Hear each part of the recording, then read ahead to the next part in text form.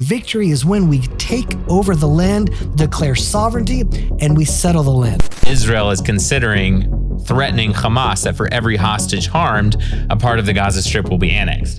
So all three promises, peace, prosperity, and international recognition, none of them have come to pass. And all that's happened is a new anti-Semitism has been born. A new anti-Semitism on the left, a new anti-Semitism on the right. And as long as we give up what was promised to us, the land, and we show weakness, that will only breed more and more Jew hatred.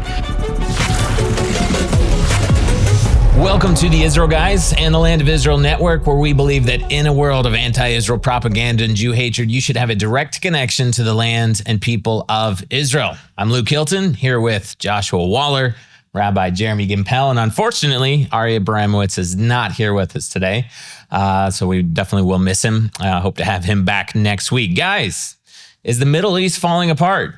That's the big question, because it definitely seems like it. As you guys know, Israel is officially at war with Hamas in Gaza again. We'll get into all that. I mean, Gaza is being pounded right now. There's some official rumors. I'll save that for partway into the show about, is Israel actually going to get strong with Hamas in Gaza and do what they need to do to finish them and end the war? But as far as the rest of the Middle East goes, I mean, you got America talking about cutting aid to Jordan and Egypt for not accepting Gaza refugees. Question is, can Egypt and Jordan survive as countries without American aid? You got Syria obviously falling apart. You got America bombing Yemen like 24/7 right now, the Houthis, over them attacking their ships in the Suez Canal. You got Syria and Turkey in cahoots, working together and fighting against Lebanon. Luke, one thing I think is just the big question too. Obviously, there's massive protests going on in Turkey right now. Syria actually sending troops to Turkey as if they have extra troops to spare to go help their neighbors there, and Turkey backing Syria in return to fight against Hezbollah in Lebanon. So I don't know. What do you guys think? I mean, and I guess the big question too is the Middle East falling apart before our very eyes? And why is the whole entire world only focused on Israel when there's so many other problems in surrounding countries? And then the other question is, what's next? Like, what is the big thing on the horizon? One big thing to add to your list here is that somehow Yemen is still shooting rockets out, ballistic missiles at Israel. Like Jerusalem was siren alerts were going on. That the big headline is that Western Wall was being targeted. It's like, what in the world? America is bombing the living daylights out of them. How are they getting? It's almost like Gaza here locally. You know, we're getting rockets out. It's like Israel's been like pounding, and every now and then you get a rocket coming out. You're like, how in the world are these people getting rockets, shooting rockets when they're under fire like crazy? And yet I kind of was envisioning when I saw the thing. I was like, man, I just hope a couple slip through and take out a few monuments there on the temple. Were there any sirens? I wasn't sure if that was possible or not. Samaria? No sirens were here. Yeah. No. Well, there were sirens all over Judea, sirens around Jerusalem. And, you think like, what is going on? But really, a clarity is being brought here. They're not shooting rockets onto American warships. They're shooting rockets onto Jerusalem. That's right. And now the Trump administration said all of the Houthis responsible, all their actions, they're holding Iran responsible. So the truth is just being revealed that the real head of the snake is Iran, and the war is really between Iran and Israel. And that's really what's happening right now. And as you said, the Middle East is quite literally crumbling, meaning it's going through some sort of transformation right now. And we're sort of in the middle of it. And the problem is that this is a weekly show. We sort of look at like the week's review. Yeah, that's right. But the truth is, what you need to do is to take a step back and look at it at least with a year's perspective. There used to be a leader named Assad who ruled Syria.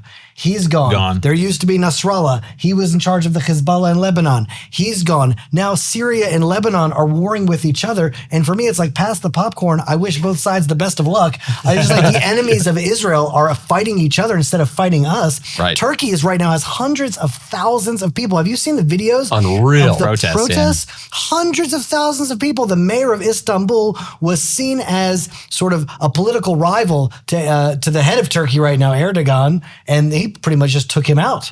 And so now the people in Turkey are just enraged, protesting what's happening. Jordan and Egypt now, they're getting their aid cut, and who knows what's going to come. And to me, if you don't see things with a perspective of a process, that there's something that's going on here, then you can't really understand what's going on in the Middle East. But you see what's happening in southern Syria. There's a Druze community that are begging Israel to stay in Syria to protect the minorities. And now what's happening between Lebanon and Syria, there's a war there. Lebanon is crumbling as a functioning state. And then it may be that Israel might have to go into Lebanon just to maintain the peace. But those parts of Syria and Lebanon are actually a part of the promised land of Israel. That's right. That is biblical Israel. And it's, whether we like it or not, it's not coming back to us through force, but because Israel is acting as the defender of minorities, the land is actually coming back to us in order that we protect the rights of all people. So as the Middle East is crumbling, something new is emerging. And what I believe is that whatever is new is only going to be good and closer to the final redemption. Well, it's actually interesting what you're talking about, because I saw a report that there's a lot of tribes throughout all these areas that are actually pro-Israel. There's a Syrian tribe that was wanting to, or I call them tribe, I don't know, it's like a clan or whatever, they were intending to give work permits to work up in the Golan Heights. I don't know if you saw that, but like Israel is trying to expand the peace, and this is really seems like what you've talked about a lot on the show is this is not a global takeover. It's a bringing peace to the region through that strength that Israel has, and then allow these people, don't destroy them, allow them to be a part. If they're willing to be a part, be a part. If you want to kill us, you're not going to. We're going to be strong and we're going to take over. But be a part of this. Is if you'd like to be a good, work here, help us build this nation, great. Yeah, the last time that I met with the ambassador to Israel from America, Mike Huckabee, I said, listen, I want you to pass this on to President Trump. His daughter was very well connected with President Trump at that time.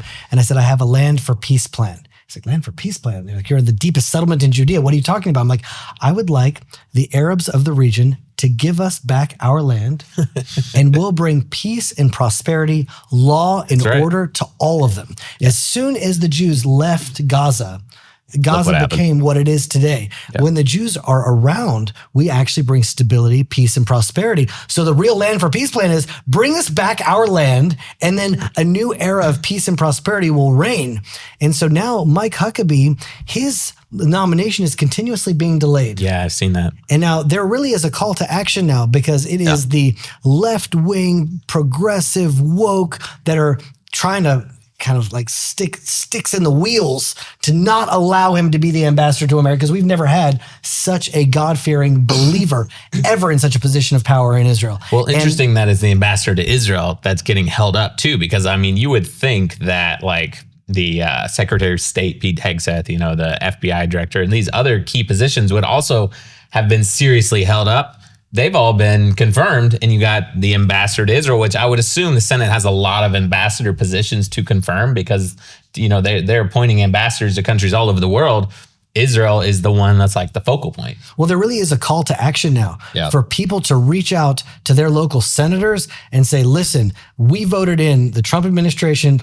If he wants Mike Huckabee as the ambassador, he should be the ambassador. And this is really a chance where even the viewers now, they can influence what's happening in America, because I don't think there could be a better ambassador to Israel than Mike Huckabee. And it is the fulfillment of the Song of Ascents, that once we come back, we'll be like dreamers in the land of Israel. And the nations will say, look at what God has done with you.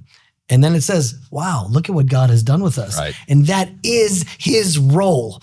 And so he's already talking now about relocating the Arabs in Judea and Samaria. Like, we already have to relocate the Gazans. We should really try to solve this issue in the Middle East, because there's no difference between the Hamas in Gaza and the Hamas and the Islamic Jihad in Judea and Samaria. Right. It's the same Islamo-Nazi movement. They want to kill all the Jews. They want to kill all the Christians, and they cannot stay in the land. But there really is good news now that the foreign minister of Somalia says that's the first country that said, listen, we're ready to take in the Gazans.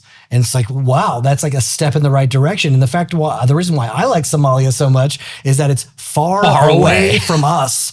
Like, once it's like I move them into Jordan, move them into Egypt, I'm like, oh, I don't know, Gaza and Egypt, that's pretty close to each other. Somalia, that's really far away.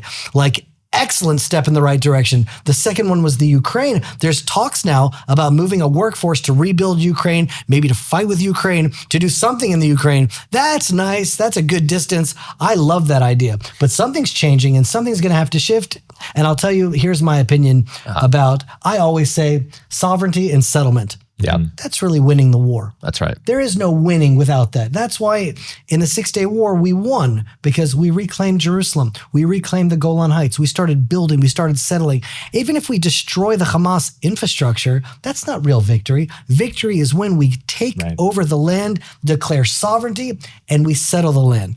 But the truth is, something even more important, because that's in our control, is to figure out how to relocate the Gazans. Right. How do we get them out of there? Where do they go? What visas? What countries? So all of the brain power that's inventing the Iron Dome with lasers that are able to shoot the missiles in the sky, all of our brain power needs to go right now. How do we take these million and a half Gazans and get them to a new place to live and rebuild their lives? Because without that key, sovereignty and settlement, that doesn't really solve the problem. Right. It's definitely a step in the right direction. The real solving of the problem is to remove the evil from the land. And so now that Somalia stepped forward as the first country to actually declare saying we're ready to take him in is a huge step in the right direction. Which Somalia is, they got a political thing going on where they don't have international recognition on their borders or something like that. So they want to like play that game to try to get recognition. And then, hey, we'll take them because you're going to recognize us. Fine by me. I don't know the problems there. I have no idea. The other ones was... if they're independent, they said they're willing to take in residents from Gaza if their independence is formally recognized. I would assume by the United States. I'll recognize whatever they want to recognize. Jerry's like, I'll do it. Jerry can Recognize the Israel guys, Land of Israel Network would like to formally recognize Somalia's independence. We have no idea what that means. We probably just totally got ourselves into trouble there. Well, the problem is you have no idea what that means because it's probably some neighbors that are really are upset about some land borders, whatever, whoever. I don't know. We didn't research that one. But, but the other topic is not in Israel, so the world doesn't care. Right. Well, yeah, the world has no idea about it because there's no Jews there, which is just a real problem in general. The whole world just focuses, which is really weird. It's such a weird thing. Only if there's Jews does it matter to the world. It's strange. People can, like, all these Arabs are killing each other in Syria, like crazy, unreal, terrible things. Well, Christians being killed in Syria, yeah. Nobody's talking about it. No, but it's like, well, that's happening all over the world, though. These atrocities are happening all over the world, but the world is pinpointed Israel. Guys, jumping in here real quick to let you know that you're going to want to grab your tickets for the Israel Summit. I know you guys have heard me talk about this so much, but we have so many people that are signed up already, and I want to make sure every single one of you has the opportunity to come. I'm going to tell you why this event is different from any other Israel conference or event anywhere in the world, really.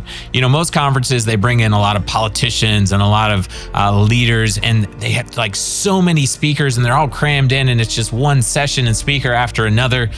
Our event has a little bit of a different approach. You're going to recognize some of the names of the speakers, some amazing men and women who are going to be there, but there's going to be people you don't recognize, and that's because our goal is to bring the pioneers of Israel to the United States to meet you. So you're going to see a farmer that was one of the first farmers to plant a vineyard in Judea and Samaria 25 years ago in fulfillment of Jeremiah's prophecy 3,000 years ago.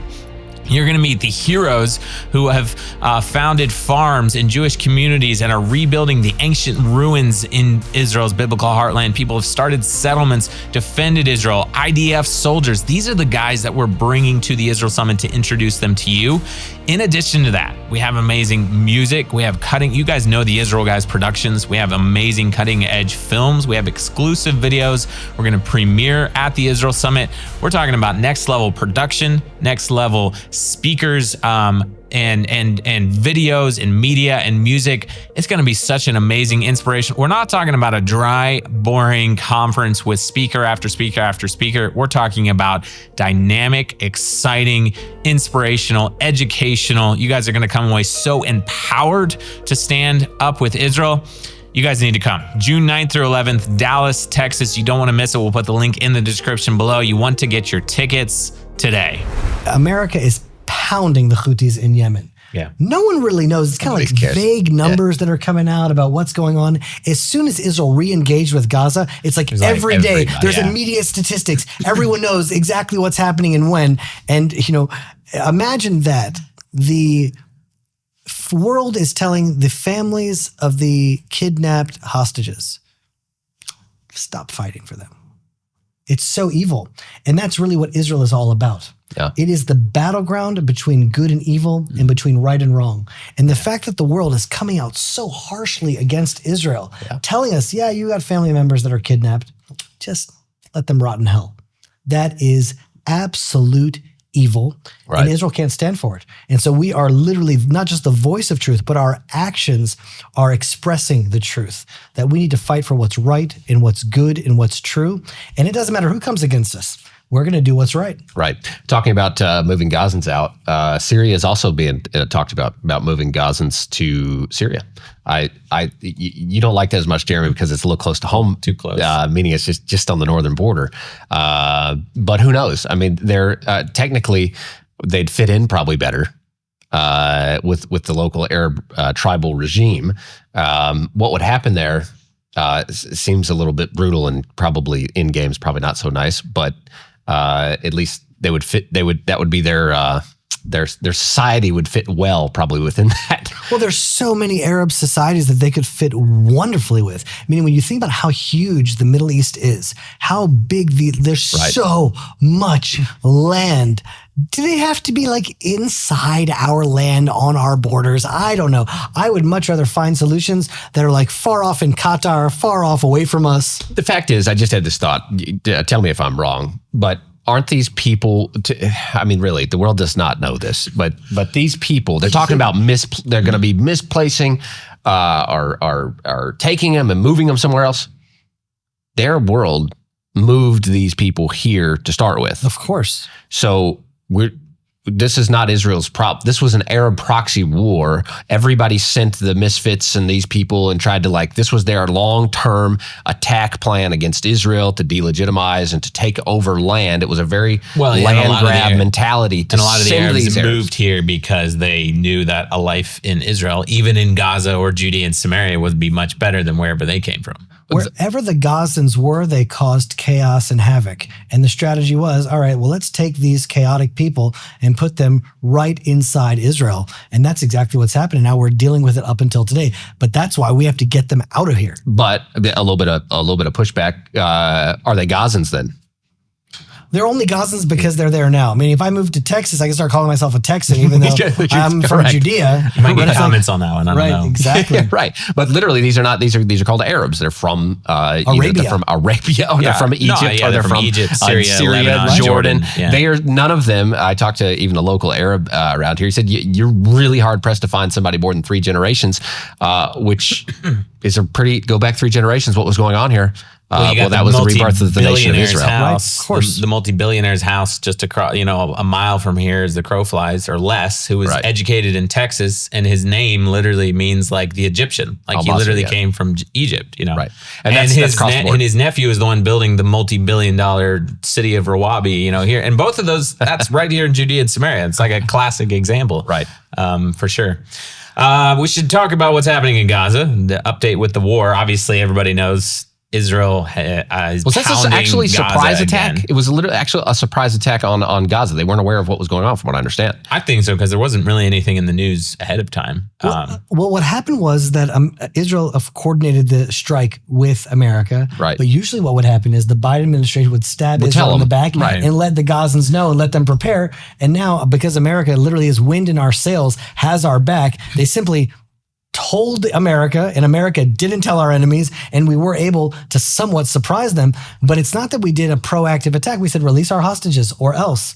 And they said, no, we're not going to release our hostages. And then we actually followed through. And now we're going and we're fighting for our hostages. And that's it. I mean, that's who caused this war? It's the Hamas. Luke, you were telling me about a few things internally that is not confirmed. The official rumors? The official rumors are. And they're slightly believable. Okay, so just a kind of overview of the war. Israel has basically invaded Gaza again. Lots of airstrikes. Now they actually have ground forces in Gaza, central and southern Gaza. They've retaken the Netzarim Corridor.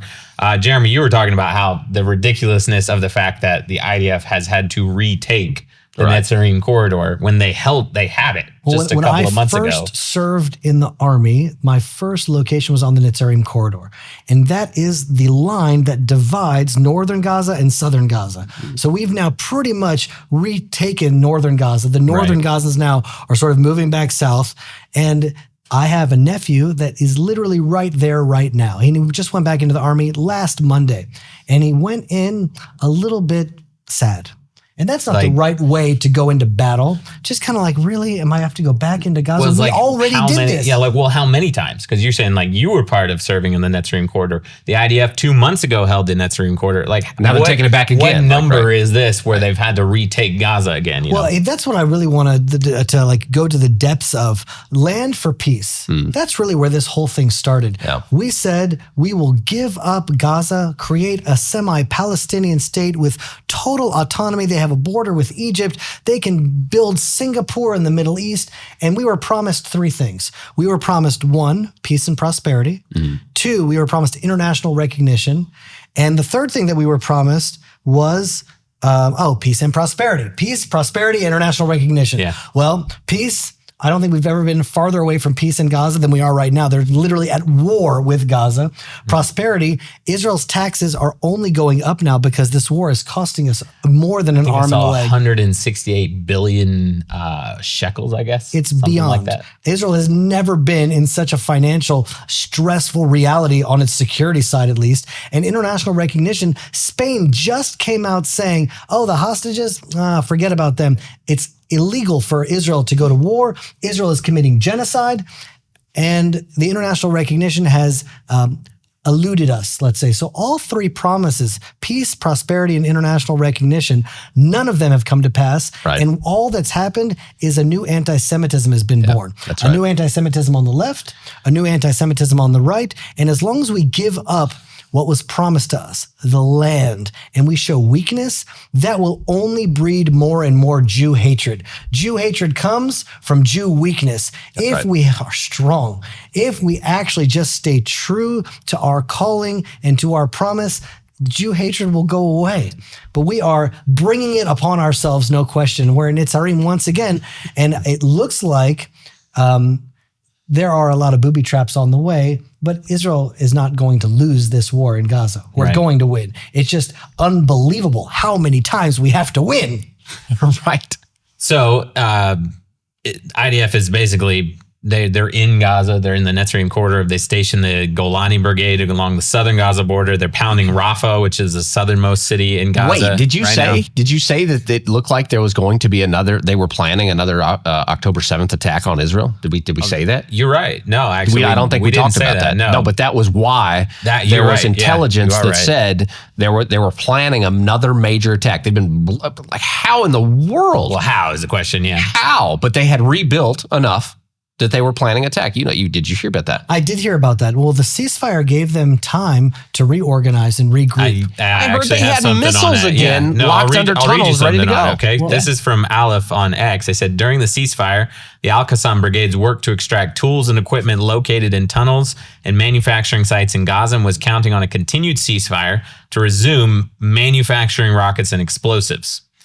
So, and it goes on. So basically, they were hoping. And this is what happens every single time. Every single time a war ends or there's a ceasefire. I was going to say, you don't have to be a rocket scientist to figure this out, but I guess an actual rocket scientist. Yeah, they are building rockets. I mean, look at these guys. Look at literally, this is what happens every single time.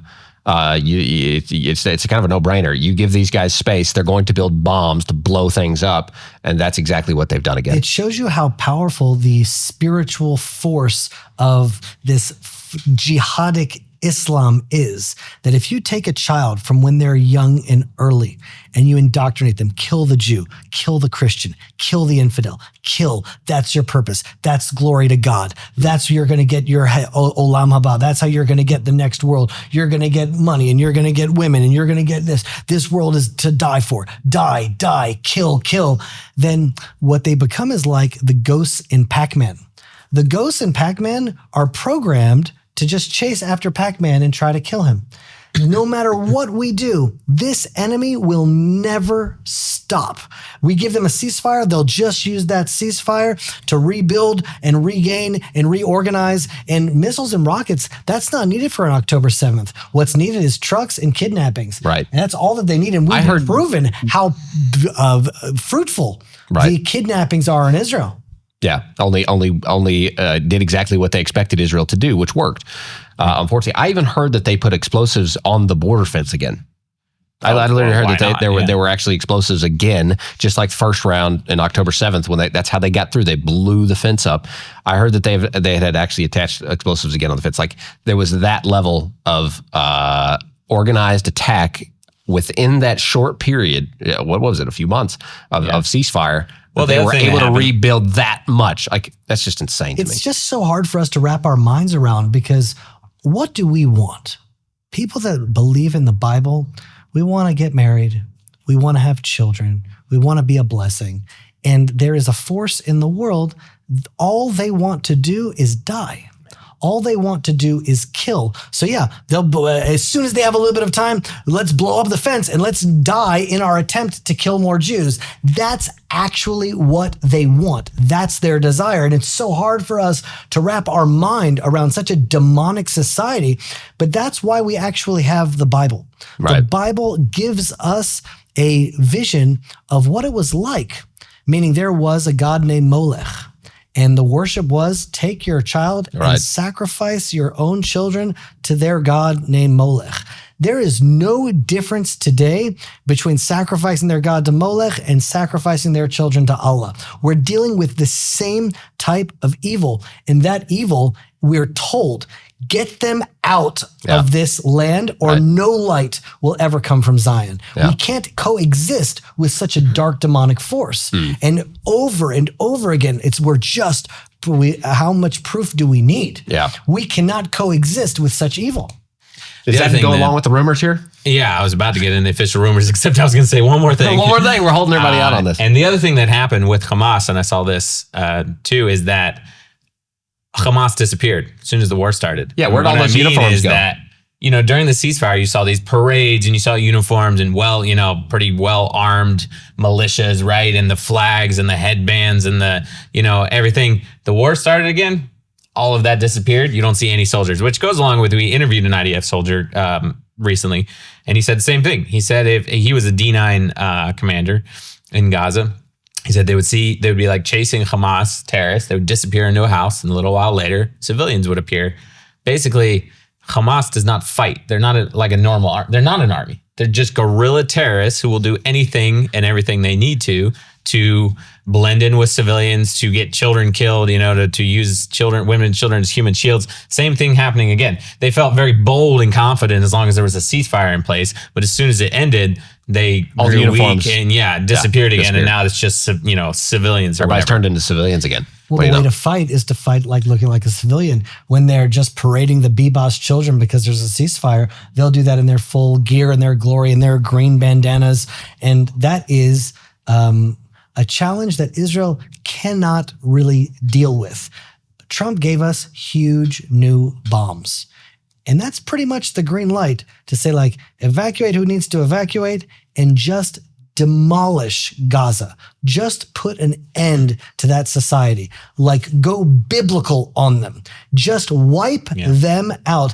I saw a beautiful picture. There's a faith-based, I don't exactly know what, caucus in the White House. They actually have an office in the White House, and they brought together all these people of faith, and they were putting their hands on Trump and just praying in the Oval Office. I saw such a beautiful picture. We got to shut that picture if we can find it. Led by Pastor Paula White, right? Paula White is the head. And it was just so marvelous to see, because I obviously don't necessarily agree with all the people in that room, right? But I do believe in prayer. And for the first time, I saw in the Oval Office all these people of coming together and hopefully letting God take control, letting prayer lead the Oval Office, because we are living in biblical times where our biblical borders are slowly being reestablished, where the Middle East is crumbling and something new is growing. The Zohar, which is sort of the pinnacle of Jewish mysticism, like the cornerstone of the books. And so they say that as the egg decays, the chicken hatches. Right. And so it's like we're watching this egg decay slowly but surely. Syria and Lebanon and Jordan and Egypt and Turkey, but there's a new chicken that's going to come out soon. Well, I was going to say, we're talking about the crumbling of the Middle East, but one thing that's not crumbling is the centerpiece, Israel. What's crumbling is everything around it. all of these terror factions and all these things are literally crumbling or fighting each other, or Turkey, which was once a pretty strong empire, is now facing some pretty serious fall. I mean, Egypt is facing some pretty serious potential for just a total fall. Like their regimes could fall. Israel, on the other hand, is not looking that way. Israel is advancing. Well, Jeremy, you mentioned before the show, Israel just had their largest acquisition ever. A company that was sold for like $32 billion. Google bought Wiz, an Israeli startup, by these 88 to 100 cybersecurity experts that were in the IDF, young guys in their 20s, having a great time in life, and they just sold their company to Google for $32 billion. So I think that's an amazing signal, right? That's like, if you just pay attention to the news, you would think Israel's about to be destroyed. The entire world hates the Jews, hates Israel, right? But at the same time, you got like Google, one of the biggest companies in the world, is like, oh, we'll take that company right there, and it's like a $32 billion acquisition. Israel's not going anywhere. Israel's only getting stronger, and they're only going to win. Every time I go to Jerusalem, I'm filled with hope and inspiration. Yeah. Because Jerusalem has never been this big. Not in the times of David, not in the times of Solomon, not in the times of Ezra and Nehemiah, not in the time of the Maccabees. You go to Jerusalem now and there's cranes everywhere because Jerusalem is being rebuilt. It's Israel's national bird, and right? Nothing is going to stop that. And so as the world is crumbling, the centerpiece, really the heart of it all, continues to grow and continues to be stronger. That's right. And also in Judea and Samaria, you look it around and we are getting stronger all the time. And what's beautiful is that there's been an awakening.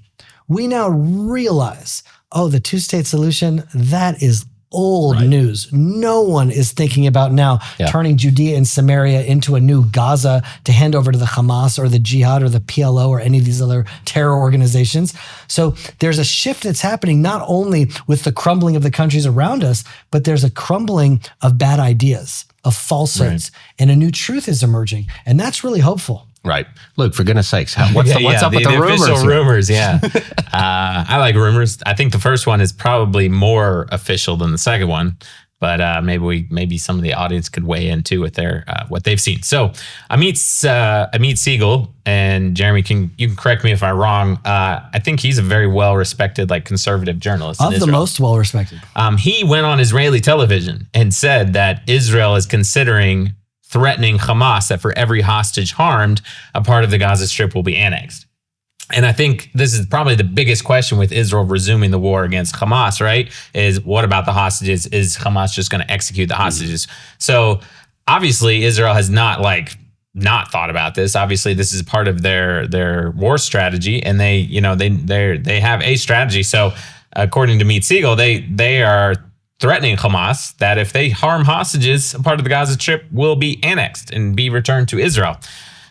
Second, more unofficial rumor is the Lions of Zion official account on X tweeted out that there are rumors saying that, or basically, if Hamas is threatening to execute hostages, in return, Israel will send them or has sent them a list of senior Hamas prisoners in Israeli jails who will be executed if Hamas dares to kill Israeli hostages. And according to them, they said the formula is not 1-for-1.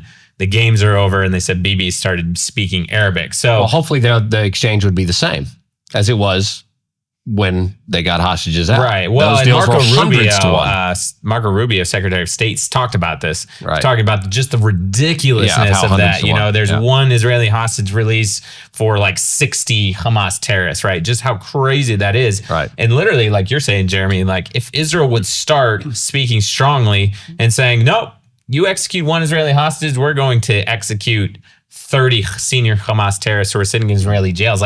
Would the war be over like that? Would the hostages be released the next day?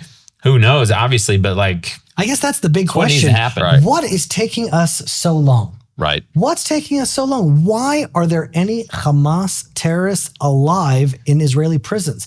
I honestly don't understand that. They've been arrested for committing war crimes of genocide on October 7th. In Texas, someone who did October 7th, just an individual, they would be put in the electric chair. They would be put to death. How are they alive? That's question number one. Question number two, annexing because of hostages, what does that have to do with anything? Right. Can we just annex Just do Judea it and because it needs Samaria to be and Gaza done. because it's the right thing to do? Because that actually is the definition of winning the war. When we reclaim the land and we remove them from the land, that is winning. Anything else is not winning. The word in Hebrew, lenatzeach, literally means netzach, which is forever. So knocking off the infrastructure of the Hamas or killing the Hamas leadership, it's just a matter of time until new leadership arises. So what is actually forever? Forever is sovereignty and settlement, declaring sovereignty, annexing Gaza, making it a part of Israel, and not just banishing the darkness, but actually bringing a new light to that area. I don't know why the hostages need to die for us to do that. We should have done that on October 10th. Hey guys, dropping in here to let you know that you should definitely join a community. It's called the Land of Israel Fellowship at thelandofisrael.com. You're talking a fellowship, a weekly fellowship with Jeremy Gimpel and his wife, Ari Abramowitz and his wife, and other amazing men and women every single week. They get together on Zoom, a weekly hour-long, hour-and-a-half fellowship where they study the Bible. They talk about the Torah portions. They talk about current events as filtered through the lens of the Bible. It's kind of like this podcast, except next level. And you guys get to interact with them with a small group of people. It's several hundred people, but a more of an intimate group of people where you get to interact with Jeremy and his wife, Ari and his wife, and other amazing men and women from the land of Israel. You know how the Bible talks about the light going forth from Zion? That's actually talking about the Torah, the Bible going forth from Israel. That's exactly what this is. So I want to recommend to you guys personally, from the Israel guys, that you should join the Land of Israel Fellowship at thelandofisrael.com and go deeper and connect with the land and people of Israel today. We'll put the link in the description below. Now, back to the podcast. Israeli Defense Minister Israel Katz issued a stark warning to Gaza residents, signaling that Israel is preparing to renew evacuation orders, like we're talking about ground operations. He said, quote, "This is your final warning."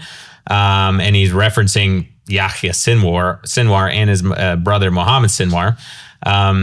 He said, quote, "The first Sinwar led to Gaza's destruction, and the second will bring total ruin." So this week there's been Israeli Air Force strikes, and he's saying this is only the beginning. There's going to be ground operations, and he says, quote, "It's going to get much worse, and you will bear the consequences." You know, that is something different about this time around. You have Israel Katz, who is the defense minister. Yoav Gallant was removed a number of months ago as defense minister, and Israel Katz seems to be a much stronger defense minister leading the charge for this. And we have a new chief of staff of the IDF. Who's also much stronger. Yeah, much stronger. And we're about to also have a new director of the Shin Bet, which is like Israel's FBI. Maybe slowly but surely we're sort of like cleaning out the stalls and like rebuilding something new in Israel. I sure hope so. Although I'm very questionable. Well, I think anybody in the Israeli, public is saying anyone that was on guard on October 7th failed us, and they need to be removed. And that was some people call that the Israeli deep state, including Prime Minister Bibi Netanyahu even mentioned that on a text or a tweet X this week in regard, saying a conservative right-wing government is now in, and there's a deep state. He literally texted that out on this government, his personal tweet. So there is like that side of the equation here where there is some legitimate problems, and that led to the breakdown of October 7th, that these leaders really, the public is not accepting it. The fact that it's taken this long to remove the head of Israel's security, the guy responsible, and it's not just responsible for October 7th. They were building tunnels underneath their noses for years, and we had no idea. Israel was sending the cement into Gaza for it. To build them. Yeah. It's so embarrassing that if that would have happened in any other normal country, people would have resigned just out of their own honor. Right. One thing that the defense minister said is he quoted back to Joe Biden, and I don't remember President Biden saying this, but he quoted back to Biden, and he said, quote from Biden says, "Return the hostages and remove Hamas, and the doors will be opened for those who wish to leave Gaza for other countries." Do you remember Biden saying that? He says, if you refuse, the result will be complete devastation. Right. Yeah, that's nice. But did he say that, or did Biden say that? or Biden's What's nice is that ChatGPT, Biden maybe. doesn't know. Yeah, When you ask exactly. Biden, he doesn't remember. So you can just gotta say anything you want. It's like a fake signature on some automatic whatever. And so you just never know. Right. A couple of good things happening because of the renewed war. You got Itamar Ben-Gvir being placed back into the government along with his party members. We have a book like every 5 seconds falling over. There's a lot of wind and rain if you guys hear the noise in the background. Hopefully the roof doesn't fall in on us while we're recording here. I just want to bring up one thing because, and don't worry, Josh, I won't read this whole quote, but you got U.S. Representative Jerry Nadler criticizing Israel for two things. And he says, quote, "I am deeply disturbed by Prime Minister Netanyahu's decision to abandon the ceasefire agreement, return to war, and welcome Itamar Ben-Gvir back into the government as Minister of National Security. This choice puts the safety of the reigning hostages, including American citizens, at grave risk and will make an already desperate situation for Gazan civilians substantially worse." So, number one, why is the U.S. representative criticizing Israel for reinstating their security minister? None of their business. And number two, he says, "I am disturbed by Netanyahu's decision to abandon the ceasefire."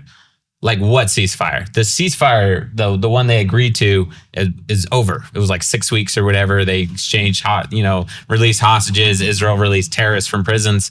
And So, it's like, over what in the because world? Hamas was prepping war. Also, during the entire thing, Hamas violated it Right, over and that's what I'm over. saying, And yeah. they violated the ceasefire. Right. I think the roof might actually fall in. So y'all just, if you hear that in the background. Well, I'll tell you, I mean, all of these negotiations and all of these deals, the Camp David Accords Yeah. with Egypt have been violated so violently.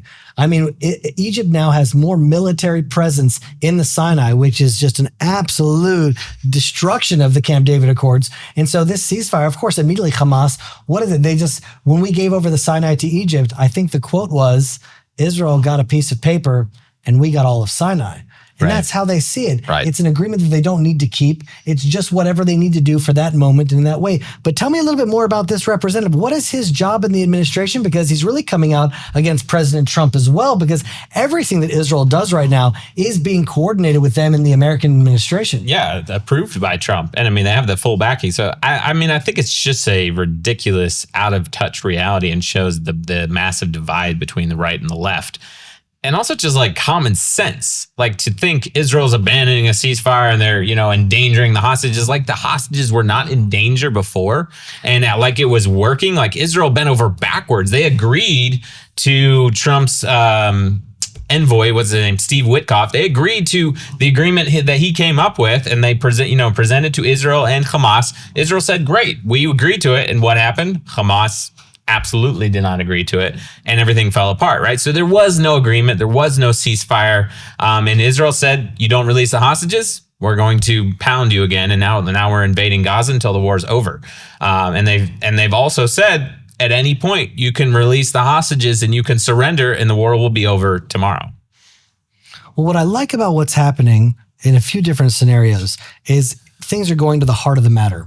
So one is that President Trump said, all right, anything the Houthis do, Iran is responsible. The Houthis are now shooting onto Jerusalem. But something else that happened either this week or the end of last week is that Israeli MKs and ministers went to Congress saying, will they support Israel's sovereignty over the Temple Mount? That's Minister Shlomo Kari, Minister Miki Zohar. I mean, relatively players in the Israeli political spectrum, although not Netanyahu and not some of that other upper echelons, but these are real players. And what they're saying is the Hamas declared this war the Al-Aqsa flood, the Temple Mount flood. All right, well, let's go to the heart of it. Instead of executing terrorists and instead of annexing land, let's go to the heart of it. What this war is really all about is the Temple Mount. That's right. And to me, that really goes to the heart of the issue. And what's nice is that they're just asking for freedom of religion. Who can be against that? What's amazing about the progressive wokes is that they've turned out to be people that are supporting the Hamas, a terrorist organization. They support men beating up women in sports. They support destroying electric vehicles that are good for the environment. Yeah. Like the liberal woke progressives have just turned out to be such upside down backwards people. And what I think is that freedom of religion for all people, a house of prayer for all nations. Because right now, it's a house of prayer for one nation, that's an abomination and Right. desolation. Well, and the house of prayer for that one nation, they don't care or respect it at all. Like right now, it's Ramadan. There's videos of the Muslims sitting on there, breaking their fast, eating, playing. They're not up there going up there to worship and respect the holiness of the site. They're just claiming it as another piece of land that they want to keep away from Israel. Right. You see a lot of times just kids playing soccer up on our holiest site.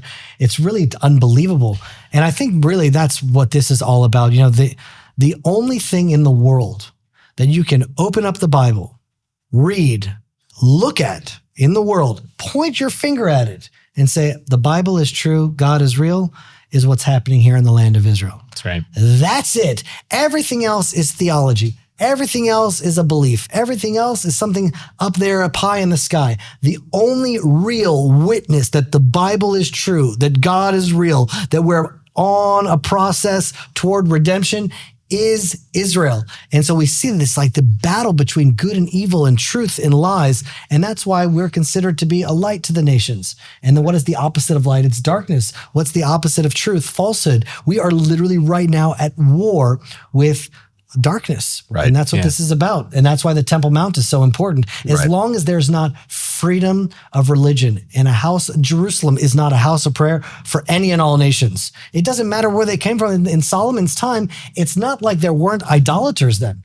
It was like people came from all over the world. No one converted to Judaism. They just came from every nation, and every nation was accepted and welcomed. And they came to worship the God of Abraham. Exactly. That is the dream of Jerusalem, and that's really what Israel's fighting for. I think for me, it's personal because I remember going up early, was it 2014, sometime around then, and I was literally, I would call it attacked by the Waqf, the Arab Waqf. We talk about, this is not just a hypothetical thing for me. When we're having this conversation, I'm literally thinking about the moment I was grabbed by two Arab men while I was just walking on the Temple Mount. Wow. Not even doing it, not even praying, not even, just literally walking on the Temple Mount. They saw me as a Christian as a threat, just like they would a Jew as a threat. You're not allowed to be here. This is Muslim territory. And I was literally dragged off the mountain, thrown out. I mean, can you imagine the insanity of that? In the democratic state of Israel, Jews, Christians cannot go to our holiest site and pray.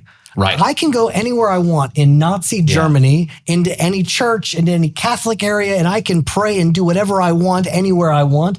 And in Israel, where the cornerstone of democracy is freedom of religion, Jews can't pray at our holiest site. The last time that I went up on the Temple Mount, I was actually arrested.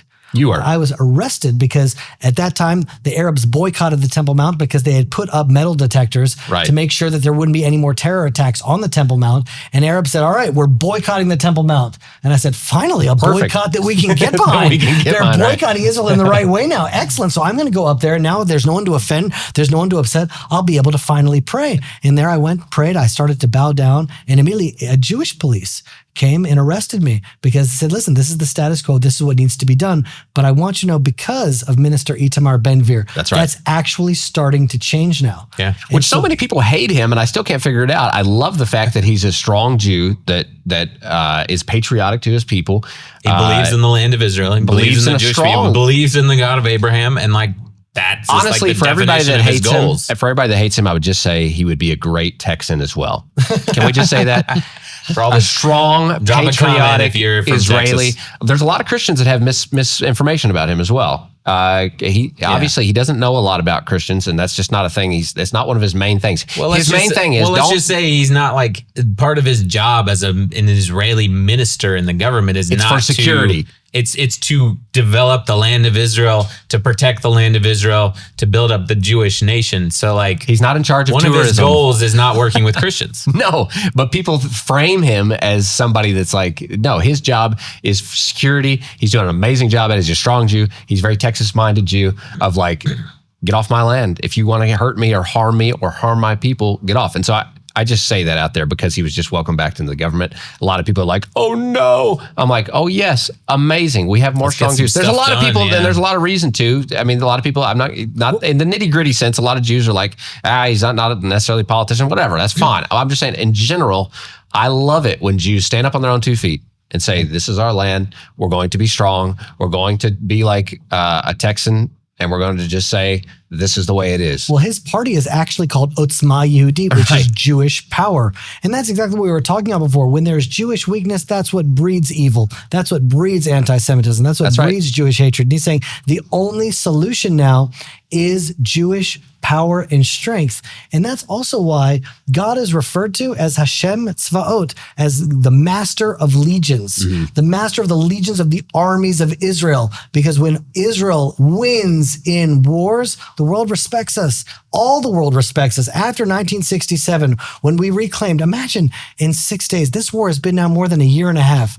Judea, Samaria, the Sinai, the Golan Heights, Jerusalem, in 6 days. It was, I mean, looking back at that now, we can only appreciate and recognize what a miraculous victory that was. And so when Israel wins, when Israel is victorious, when we are led by the master of the armies of Israel, by the master of legions, that's when the world finally recognizes who Israel is. Pulling this full circle. If we're talking about Temple Mount, but we're also talking about the crumbling of the Middle East, if indeed America pulls away from supporting Egypt and Jordan. Jordan now is really the sovereign of the Temple Mount, along with this like security with Israel, and this like they're allowed to keep the security, but they're not really fully sovereign there. And this is a whole complex political thing going on. I think we're moving into an era of obviously American support for Israel, which could translate into full annexation, not only potentially of Gaza, but also of Jerusalem, the Temple Mount. And that let's just say sovereignty, because annexation, sovereignty. Just to clarify, correct. Jerusalem, Judea, and Samaria is Israeli territory. That's right. They just have to decide to be sovereign. And sovereignty is the correct lingo. You would use, the only reason why you would use annexation if it was territory being You couldn't make a case for Gaza that because Israel willingly gave up. Not willingly, but the government of Israel agreed to give up Gaza. So we could make that. Jerusalem is sovereign territory of the nation of Israel. Israel has been so since the yeah. days of King David and beyond. It's obviously the ancestral homeland, the capital of the nation of Israel, and we still, even to this day, many people think that that's obvious. Jerusalem's Jewish. No, it's actually not. It's about to be. And we feel like that this is a monument. So would you guys say maybe we're looking at Turkey crumbling, Lebanon maybe crumbling, Syria definitely crumbling already? Jordan and Egypt, can they actually survive as nations without American support or Western support? Would you say Middle East crumbling, Israel's getting stronger? And maybe that includes sovereignty in Jerusalem, Judea, and Samaria. Maybe it includes Gaza Strip being annexed. I don't know. Parts of Syria and parts of Lebanon. If Jordan falls apart, then somebody's got to take care of that area. And like you're saying, Jeremy, I mean, why can't the world wrap their head around this? The Jewish people come in and control a land or are governing a people. Doesn't matter who it is, Jew, Arab, Christian. There is peace and prosperity. It may just be for a single time. And for some reason, there are a lot of people around the world that cannot wrap their minds around it. We literally are at a moment where we could be going back to the opportunity the Jewish nation had 100 years ago with the Balfour. That land mass is literally similar to that of the biblical land map of Israel. Israel may be sitting at an opportunity like they were, what was that, 19, something like that, 17, something like that. We could be sitting at another moment where the Jewish nation has to decide. Will they? I mean, it's not there yet, but it looks like we could be moving in that direction where Israel has the opportunity to govern this biblical land. I'll tell you, a couple of weeks ago, I had an insight into a prophecy in the book of Isaiah where it says, in its time, I will hasten it. Yeah. And then there's a question, is it in its time, or is God going to hasten the coming of the redemption? Okay. And Achishena, I will hasten it, also means, and I will push them. And so it seems like this is going to happen whether we like it or not. Israel is being pushed into a situation where we have to remove the Gazans from the land, where we have to take care of the minorities in Syria, where we have to we can't just leave a vacuum, because a vacuum in Jordan is inviting ISIS. And that's all we need now is Hezbollah over there, ISIS over there, and Hamas over there. And you were saying before, the Syrian Druze are like begging Israel to be at peace with them and to work with them. And to be the defenders of them. Right. So, I mean, what's going to happen? What's next? Middle East crumbling, Israel getting stronger. I don't know if we want to get any tuned for next week. predictions, but That's what the I mean, deal it's is. like changing. I'm like seeing the headlines Yeah. of Israel's actions in Gaza. They've launched limited ground operations as we speak, like happening literally right now as of this recording. So, I don't know. I think there's a lot of hope. So let me give one idea from the Torah to give us a little bit more strength going Sounds forward. good. This is the Torah portion of Vayakel. And this is the final Torah portion where they really build the tabernacle, a home for God in the world for the first time. And Vayakel means, and Moses assembled the people of Israel to sort of give them that instruction. But Vayakel in Hebrew comes from the same word as Kehillah, which means community. Now, there were a few stars. There was Betzalel, who was really the artist. But what it tells us is that to really build a dwelling place for God in the world, you need a kehillah. You need a community. And to me, that's really what this show is all about. That's what the viewers are all about. That's what the Land of Israel Fellowship is all about, is can we build a global community of like-minded people with one heart, with one mind, with one prayer for Israel, and that will ultimately build a dwelling place for God in the world. That's what this is all about. It's really about creating a new community. That's right. Guys, if you want to join a community, Land of Israel Fellowship is an amazing community to be a part of. They meet every single week virtually, hundreds of people from all over the world. And we'll put the link down for that in the description below, thelandofisrael.com. Also, the Israel Summit. We've got hundreds and hundreds and hundreds of people signed up. We've also just signed up some new speakers, Eric Stackelbeck. We got an amazing farmer from Judea and Samaria we're going to introduce you guys to. Amazing lineup. If you guys want to get tickets, you better get those. Put the link for that down in the description below. June 9th through 11th in Dallas, Texas. It's going to be an amazing gathering of hundreds and thousands of supporters of Israel from all over the world. You don't want to miss it. Guys, what are your predictions? What do you think? What's happening next? What's next for the Middle East? Put a comment in the comment section below. We'd love to see your conversations and interact with you there. Make sure you subscribe wherever you're watching or listening. And as always, stop listening to the lies and propaganda and connect with the truth of what's happening here in Israel. We'll be back next week here at the Israel Guys and the Land of Israel Network.